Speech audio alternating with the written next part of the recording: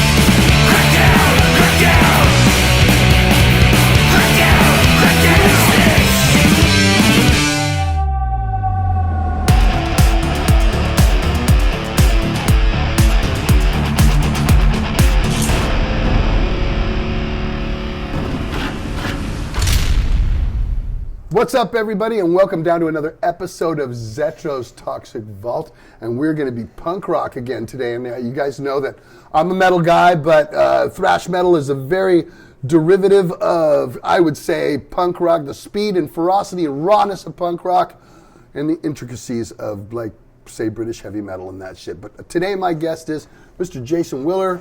Hello.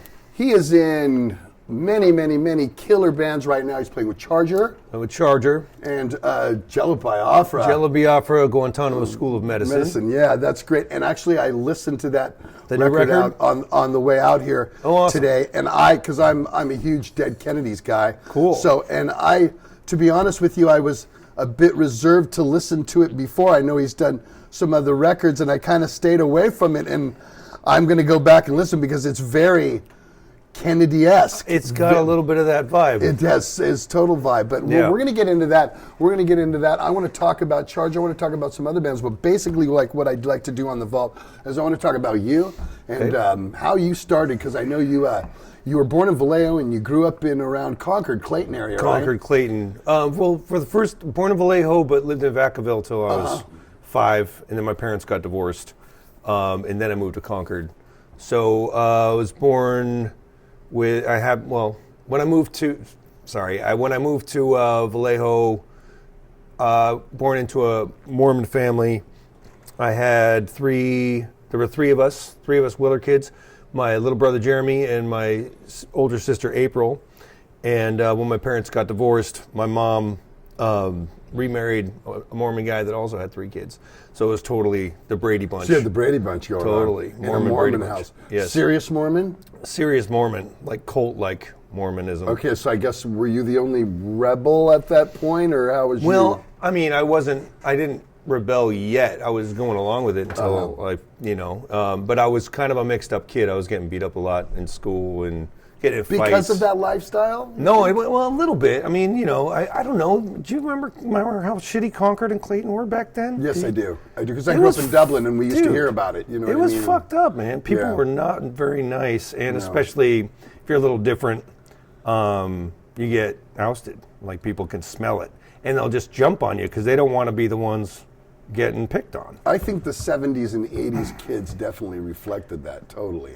I think that they held their territories quite well, because I grew up in Dublin and I seen it was the same type of thing. You had to use your fists and everybody was a target. Yes. It seemed like the mentality was just like... It was brutal, man. It wasn't like it is now, you know what I mean? It's a little softer now. It's more like the bullies are very much made aware, and there's this whole campaign on bullies, and that stuff didn't happen. Bullies just... They were bullies. They ruled the roost at that point in time, and that's just kind of how it was. And I didn't really get the pecking order, and I didn't really understand that shit, and I was just kind of getting the brunt of it a lot of the time from all sides.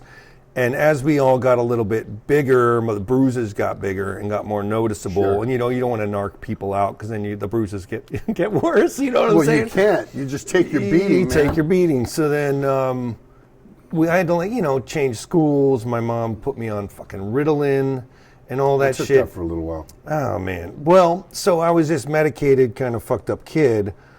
I had a few friends, but not really that many, and they were all kind of the weirdos. And they eventually became the punk rockers and the metalheads and stuff as well. But they were like, their older brothers were listening to the Misfits or the Ramones, and you'd hear about this shit, right? And my friend Mike Polino, who I ended up being in the Enemies with, his older sister was going out with Billy from Green Day. So we'd always hear about those guys in it was already, I'm fast forwarding all the way to like 90, but we were hearing about those guys a lot when we were little, in middle school and stuff like that. But my saving grace was, you remember KVHS? Of course. So that's, They played us all there all the time. I was going to bring that up because what the fuck, man? Like, what high school had a heavy metal radio station? No other one. So we were kind of blessed in that regard for being able. That was like my John Peel. You know what I mean? The Brits had John Peel. I had fucking KVHS because Thursday you had Thrash Thursday from 12 to midnight. As long as you lived in a 4-mile radius, dude, you were okay. So fucking cool. So anytime I would be cruising through, say, Walnut Creek or Concord, I'd flip to it and I'd hear the only time I'd hear Exodus on the radio or whatever. Because they were playing Bonded by Blood on Thrash Thursdays or Mosh Monday or whatever.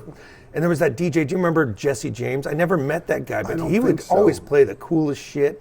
And he was playing. Weren't they kids that were like actual interns to become basically disc jockeys? Yeah, disc jockeys. Yeah. And they, as soon as they'd done their 3 or 4 years high school, they moved on. They move on. They can go to the Bone. They go to the Bone or whatever else, KMEL jams, or whatever. They would get jobs, right? But there were a lot of people that were really passionate about heavy music, and they were playing fucking. Well, in the early 90s, they were playing all of the Florida fucking death metal when it was just coming out. So I would tune in and listen to fucking Obituary or Morbid Angel or any of that early shit or Cannibal Corpse. And that was my, from the Mormon box of hell, you had a direct line into another world that would pique your imagination.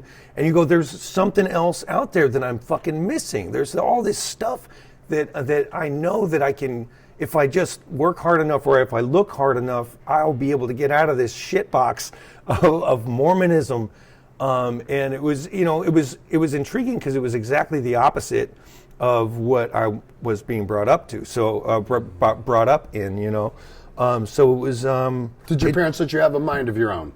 They did not. No, I had to sneak it, man. I had to go. I had to have a boombox and headphones, and at 10 o'clock when I was supposed to be sleeping, I'd lay there at night listening to the shit that was brand new coming out of Florida, Deicide and shit like that. It was like every week I would tune in for that. So it wasn't punk first for you? No, because you're the heavy shit. I was at metal. You're a punk drummer. I mean, but it doesn't. You do have metal. But that was my love. Iron Maiden, when I was like 9 years old from KVHS, I would listen to. My Iron Maiden was my first love, and so was like Black Sabbath. A little bit later, but for the heavy stuff, and of course I love.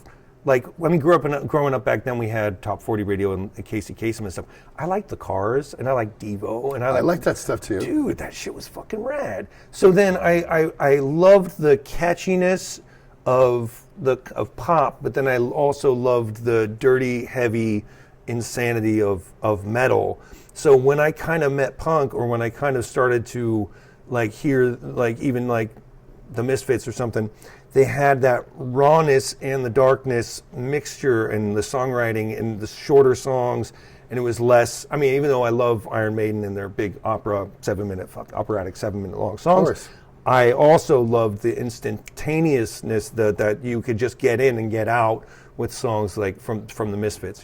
See, I felt that was the same way. That's because I am. It's 1980, and I'm 16 years old.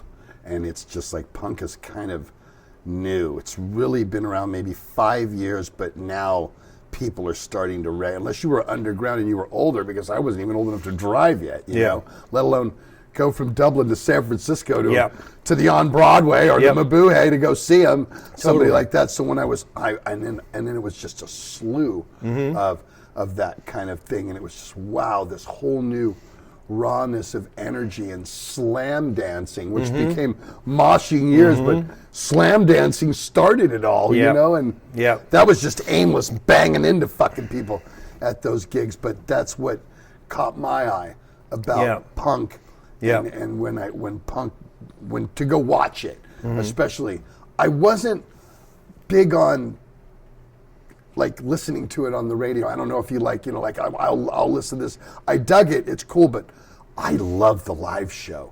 I mean, the punk live show. The energy, right? Oh God, there was nothing to match it. And to me, metal had energy, but not like this. You know what I mean? Yeah, it's a little different. Nothing. And I always have been hard rock. There was the crossover stuff, like later on, I got into like Corrosion and Conformity, Eye for an Eye. I love that. And like I got all that, and then fell in love with Neurosis. I mean, we'll get there, but dude, when I so coming up like back then and trying to find my ground. I mean, of course, you stumble upon there was terrible shit being played on the radio too. So like metal kind of had a bad name with all the glam shit that was going on.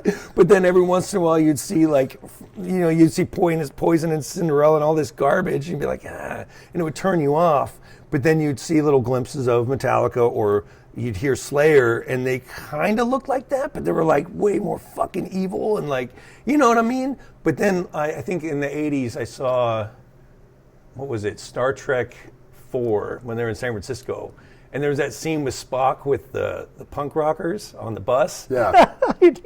And he like tries to get them to turn the music down and does the death grip on him. Yeah. I thought that guy with the mohawk was fucking amazing looking, and I was like, fuck it. Fuck all the long hair stuff. I want to look like that guy when I grow up, you know what I mean? And so I started going down that road because I just loved the aesthetic, and then eventually, you know, learned more about the culture and just the energy and the drive. But I've always loved it all. I mean, that's the fun thing about it is why not have more interesting flavors of food on your fucking table? Yeah, I mean, I like all kinds of forms of rock and roll, but I'm a hard guy. Yeah. On our way out here, I'm listening to metal or punk or something with edge to it. It's got to have the edge. I don't put something.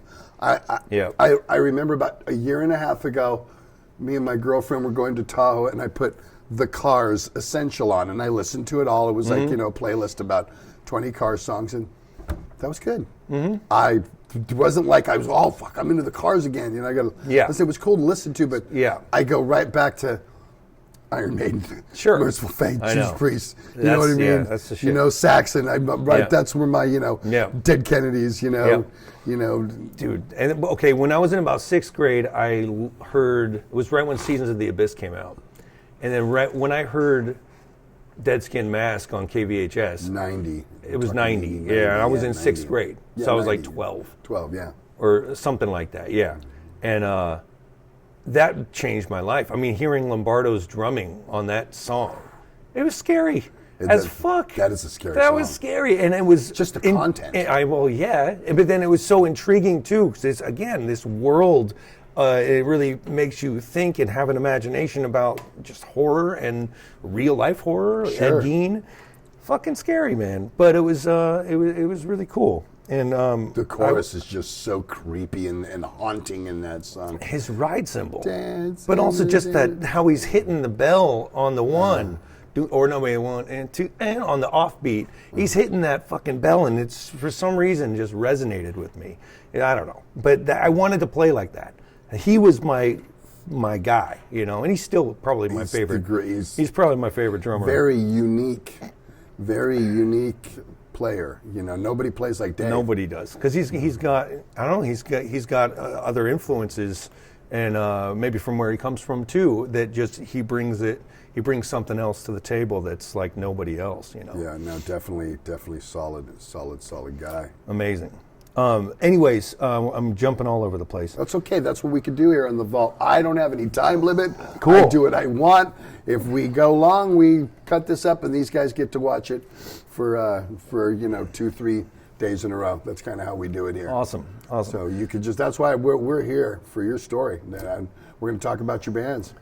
Cool. We're going to talk about you getting into, how you got into it. Awesome. We're going to talk about did your parents finally accept this? No, not really. To this day? We'll get there.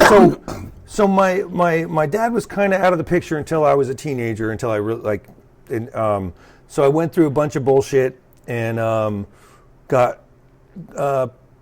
was heavily medicated. I was going through all sorts of bouts of depression. That they medicated you with. They right? medicated me with, yeah. Wow. Like SSRIs and Ritalin and bullshit. Right. And I kind of hit rock bottom mentally. They put me in a mental hospital in Berkeley. And how old were you? Like 14. Really? Yeah. And then when I got out of there, I decided I was just not going to tell them anything. Do you think it was just adolescence? I think it was a bunch of things. It was atmosphere. It was just my surroundings, man. It was like everything was against me because of being a little bit different, or saying the wrong thing, or just being me, and they didn't like me. I just felt like they fucking wanted me dead. The whole town, the Boy Scouts, the church, the fucking school, everybody fucking hated me. So I had to figure out something. And so I went straight to just caring about music. I started going to shows and I started researching shit out. So let's say I get into high school shortly after my kind of mental breakdown, and I met some people that were into punk. Or one kid named Andy Myers in art class was he put on California Borealis on a cassette tape, because we were allowed to listen to, while we were making art, we were allowed to listen to music. And I'd never heard it before, right? And the jocks hated it. And they went, Borealis. They were making fun of Jello. And I thought it was the best fucking thing. I was like, if those motherfuckers hate it, I'm going to go out and buy the record. Exactly. It's going to be awesome. That's the best. I love Jello about that. Yeah. I love that. I So love his good. tone. His tone is the greatest. So I went out and got Fresh Fruit. And, that started reading the And lyrics. what year is this that you're 93. So that's like 13 years after the release of Fresh Fruit, because it came out like, I think, 80. So, Yeah. So you're getting introduced to, and the Kennedys aren't even together anymore No. at this point. You know what I mean? Yeah. And I don't even think they've got together again because I remember they reformed with Brandon Cruz for a while. I think there's another singer there now. But, Yeah, this guy, I think his name was Skip from Winona Ryder's, that old Lookout Records band. But no, yeah, they were not around, but I don't know, I was interested, and it was fantastic. And then I started listening to like the hardcore shit coming out of DC, like Born Against. Started listening to Iconochrist, all these bands with this hard edge. They were from the underground, but they also had this message, and I really liked big ideas, and I like the message of community. I like the message of maybe we can try to change something from the inside out, and that's what brought me into the punk community. And I started going to shows. I started going to Gilman Street. I started going to shows out here, warehouse shows at Punks with Presses, and I started meeting people, and I started meeting my kind of people, and more freaks, or people that considered freaks. But we were, I don't know, man. It was badass. It was a really good time. It's always been considered the freak. Well, always. Now it's pretty safe. Always. But now because you see little kindergarten 5-year-old Johnny with a mohawk going. Because their dad looks cute, and he looked cute, and it's ruined the whole thing. You know what I mean? I don't know if it's ruined. Everything changes, and you got to roll with the punches, and you got to adapt, and you got to be cool. But to me, the whole idea, Jason, of punk rock was. And the image of the whole look was, I can't do anything about society. I can't do anything about politics. I can't do anything about the police. So what I'm going to do is I'm going to dress like this. So when I'm on the bus and I'm walking through town, you get to look at me. And this is my reflection of what society has done. So I guess what I'm saying is my voice doesn't mean shit. So I'm going to look like this, so when I'm on the bus or I'm waiting at a restaurant or I'm eating at a table next to you, you're going to look over at my fucking nose ring. And again, we're talking, when I got into it was 1980, 81, you know, mohawk or you know, they used to take the gelatin and do the cones out of the hair and all that kind of shit. And that was the whole mentality, was that because I can't necessarily do anything about the things that I dislike about the world. Totally. This is what you get to look at. This is my answer to you. Yes, absolutely. And it looks badass, and it keeps people, if you kind of have that look, especially, I was getting my ass kicked so often as a little person, as a young person. Once I became 6 foot something and had a big 9-inch fucking mohawk and a leather jacket with spikes on it, those motherfuckers used to pick on me. They don't pick on me no more, you know. Right, yeah, because the look is very intimidating. It was. I think I was kind of, or I pissed people off. All the cops in my town knew who the fuck I was, and because I was not conforming to their standard of. Did you ever get in trouble, like, or I didn't. I didn't, luckily, because I was spending most of my time out here, which it was like free for all back then. You could do whatever the fuck you want, and just kind of, because you're in a bigger pond, right? With bigger fish and whatever, you can do whatever the fuck you want. Out there, it was very limiting, and everybody was concerned about you and talking to your mom about you. Yes. Out here, you can kind of just go do what you want to do, and it was fucking awesome. So it was like, for me, it was kind of like a mecca. It was a really cool place, and I got taken in by the older punks. There was not very many people my age at the time getting into it, but there were people your age and a little bit younger, and that would take me in. And I liked the generation of East Bay punk that came a few years before me. That was the Lookout Records and Operation Ivy, hence Matt Freeman. Right, exactly. And even the Green Day guys, like. But then Lookout was so awesome because they had hardcore shit on their label too, and they had Neurosis. So you have Neurosis on one hand in the label, and you have Green Day, and it's just, and then a lot of stuff in between, and it was great because I liked all those different flavors of music. And once I found Neurosis, that was my shit, man. I don't know if you ever been to a Neurosis show in the '90s. Yeah. Whew, that was. I love anything heavy, so I'll go see it. You know what I mean? And not necessarily what I like in heaviness. Yeah. But I had to go to the show, and very intense. And you know what's great is that their crowd is very loyal to those guys. They're kind of like juggalos a little bit, you know what I mean? They're like very Neurosis people, and their crowd shows it, you know what I mean? Absolutely, it's very violent, really cool. I love Neurosis, and I mean, I got into them. I think the first Neurosis record I picked up was Souls at Zero. I had heard Word is Law, but I went and bought Souls at Zero, and that scared the shit out of me. And I knew that if something could make me feel that way, it must be really good. It must be worth exploring. And I just had to like dive deeper into it, you know. And then Enemy of the Sun, and then '96, I think, Through Silver and Blood came out, and I was going to see them a lot. So I was going to see them with like, they played with Pantera. I went and saw them in San Jose with them. They played. I don't think I saw them on an Ozfest, but I don't know. It was just a great time. Kind of following that band around, seeing them at the Cyclone Warehouse with Dead and Gone in like 90. It must have been 95, 96. It was fantastic, man. It was a great time.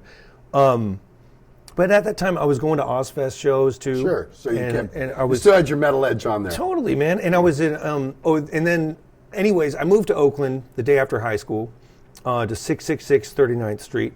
Let me stop you for a second. Yeah. We got to take a break. Sure. We'll be right back with him. We're gonna hold that thought. Because we'll be right back. What's up, everybody? And you want to know where you can go to get your Zetro's Toxic Vault official merchandise? Go to seasonofmist.com. They're in the United States and they're in Europe. Check this out.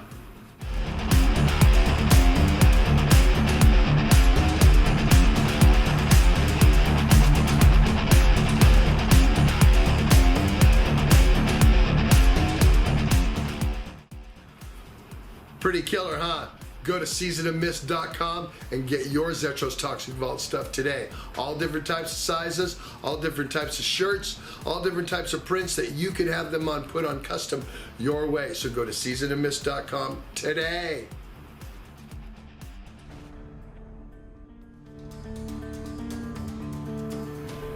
You need to get up in the morning and metal isn't just really rolling you. You need to get yourself some Death Wish coffee. You can get it in any supermarket anywhere, and believe me, this is heavy metal type coffee. This shit will get you rolling hard. You want to get your zippy on in the morning? You got to get up early? Go get yourself some Death Wish coffee. Like I said, it's in every grocery store around the United States, or if not, go to deathwishcoffee.com and get yourself sent some, damn it.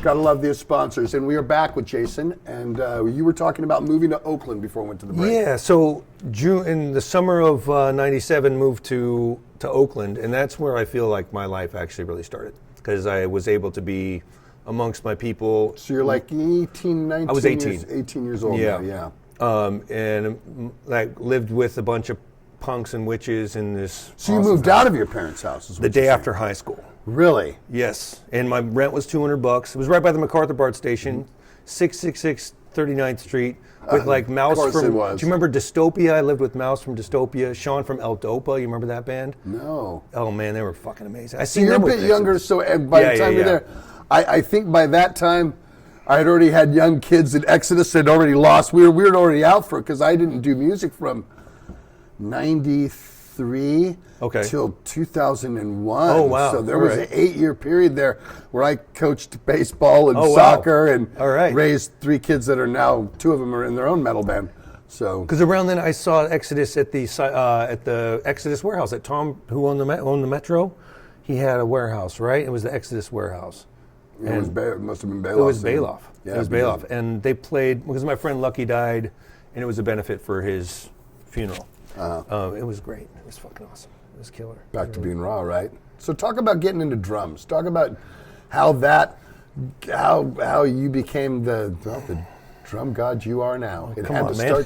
had to start somewhere. Well, my dad was in a band, like in Vacaville, and it was like a church band. They played weddings, and they would rehearse in our living room. But they had to play rock and roll, right? They had to play rock and roll at the like top 40. Oh, right, So, right. Yeah. For wedding music. Wedding sure. music, but it was stuff that was on the radio. Right, sure, of course. And probably stuff from a couple years prior, but it was still like rock and roll. So they would keep all the equipment set up, and when you're 4 years old, and you see a drum set, it just looks like the most intriguing thing in the world. It's something you were allowed to hit. You're allowed to bang on, right? So it's like a little castle, and it's shiny and it's fucking awesome, and you're allowed to hit it. So it just that was my kind of first love. I always wanted to play the drums. My mom didn't want me to, and she tried to make me play cello and stuff. But when I was 11 or 10, I got my first pair of drumsticks. And Mormons believe in, you got to have a food. They think that Jesus is going to come back or something, and there's going to be 40 days and 40 nights without light, and I don't know. It's some fantasy shit that they believe. So they have this year supply of food in the garage at all times, and she would also make her own wheat, grind her own wheat. So we'd have wheat buckets. So I started banging on empty wheat buckets. And this guy down the road took pity on me, and he owned a record label, a country record label called Roll On Records at the time. I don't know if it's still around. And he had a cheap little CB700 drum set, and he gifted it to me. He's like, somebody left it here, they're not going to come back, and you can take it. So I started playing on that thing, and then this other person from the church gave me their drum set, so people were starting to kind of step in to try to help out. So as you were listening to harder music or getting into that, you were a player too. I was trying to play, But you were, regardless of what you're trying, you're playing. Yes, I was playing, and my sometimes I think that part of my life is so weird because my mental state was so strange. So I didn't have a lot of focus, and so I tried drum lessons, and my teacher was kind of like old school, dismissive, not very engaging. So he didn't know what to do with me. So that kind of didn't work. I tried marching band. I mean, we had Concord, right? Concord Blue Devils. So I tried to be in marching band, but I was all anemic from all the Ritalin and just like not eating, and I couldn't really march. And also, it's that mentality of drum corps is like jocks with sticks, right? And so, but I was also working at KVHS, the radio station at that time too, trying to play punk rock on the radio, and They played that from time to time. Sometimes, but you can't play too much of it, or you'd have to play the more metal sounding punk, like, you know. Yeah, exactly. The GBH, Discharge, they played. DRI, right? Crossover. Yeah. So anyways, I decided that I was gonna be in punk rock bands, and found some people to play music with that lived in like Antioch, and I was in a band called TFM, or Teenagers from Mars. These guys were a little bit older than me, but they were getting gigs. So I was getting gigs at like 15 years old, playing the Night Break on Haight Street. I was playing Berkeley Square with the Dickies and Mr. T Experience. We actually played with like Blink-182 when they were just called Blink before Travis was in the band or whatever. And there was only like 20 people there, you know? So I was gigging around and having these amazing experiences, and then going back to high school, and these fucking kids that used to think, they would make themselves seem like they're really cool in the quad, and I look at them and be like, you're all jokes, man. You're fucked. You have no idea what I saw last night. Like, fuck you, you're not cool. So that kind of, that helped me in my growth and my being able to develop confidence and break away from those social norms, you know.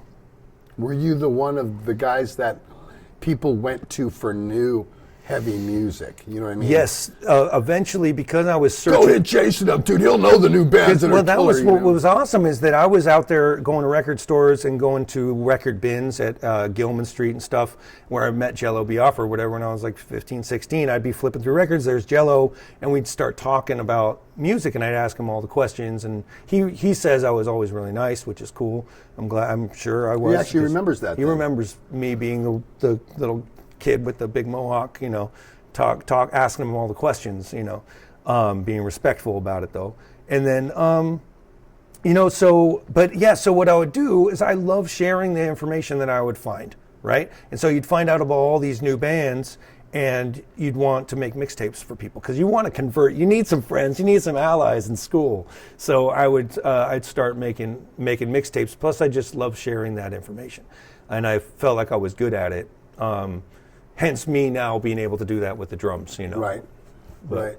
So then you did a band called The Enemies. Is that kind of like that's kind of like the intro to like your real, like you're going to start a band, you're going to do that was my records? first real band that recorded a 7-inch, and we signed to Lookout Records, and we did a couple albums with Lookout before I quit the band to join the Subs, the UK Subs. But while I was in The Enemies, I was living in Oakland, and a lot of the friends I was hanging out with were like getting into dope and partying a lot, and I was kind of messing around with that stuff as well. And how I got in the UK Subs kind of came out of me. That was like my first real crossroads moment of like, what am I doing with my life and where can I go with it? You know, where a lot of my friends are going this way, shooting dope. How old were you at that time? I was 22. You were about 22. I was 22. And that's a big time for 22. I mean, that's a big decision-making thing.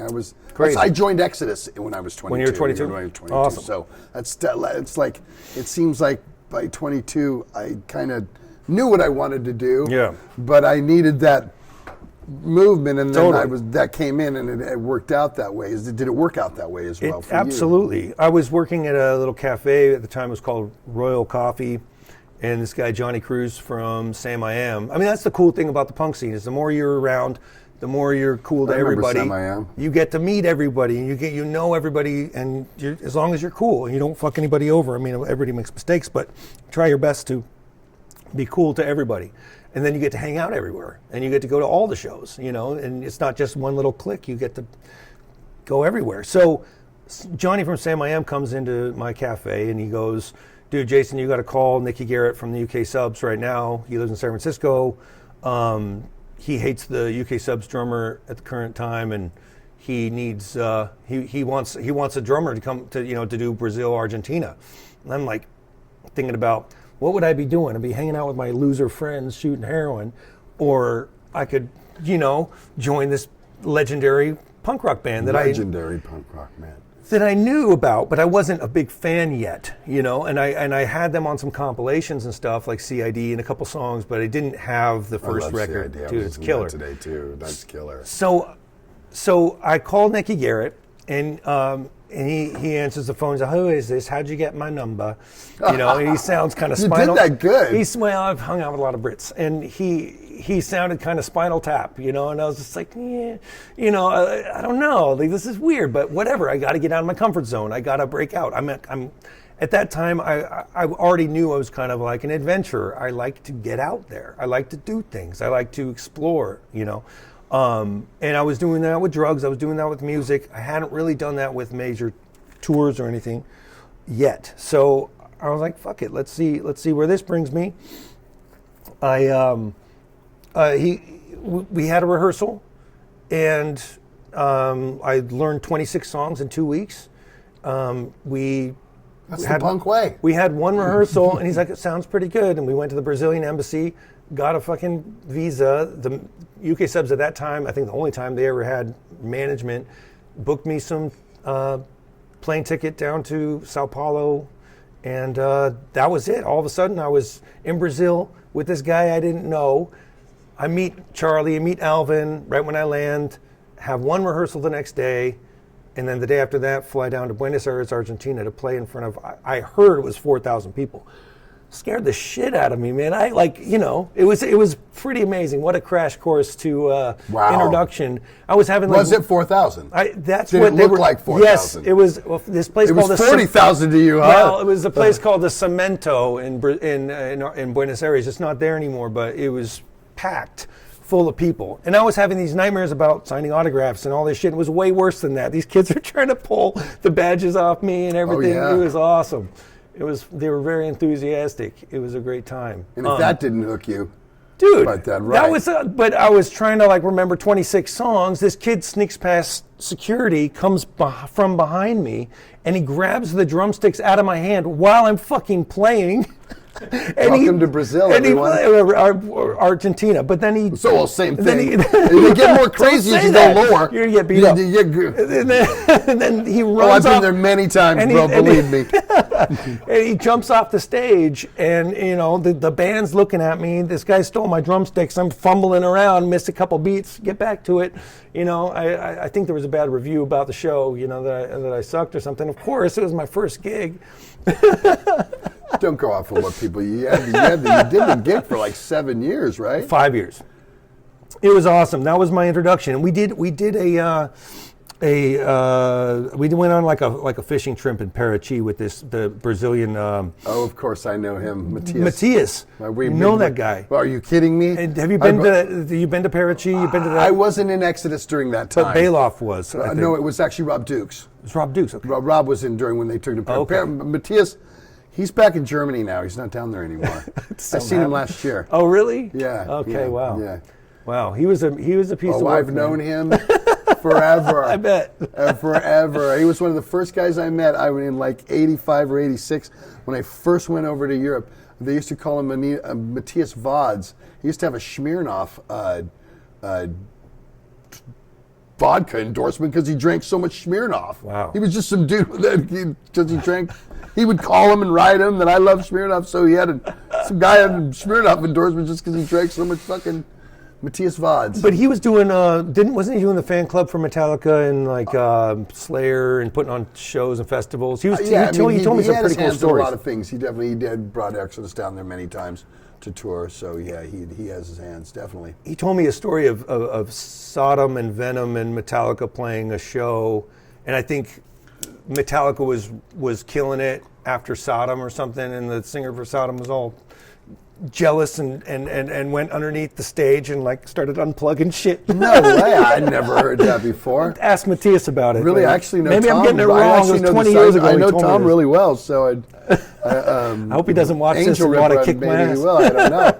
But this is what we like. We like the real stuff. And what did you hear? You I know. even if it's not true, come up with something fucking juicy. That's what we want. It's pretty funny.